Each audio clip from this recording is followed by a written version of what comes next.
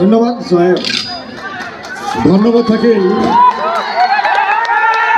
বৃহত্তর কালীখোলার রামধেনু সাংস্কৃতিক গোষ্ঠীর জড়িয়তে আমার মাজত যি বিহিনৃত্য প্রদর্শন করিলে এয়া আমার কারণে এক চির স্মরণীয় হয়ে রব।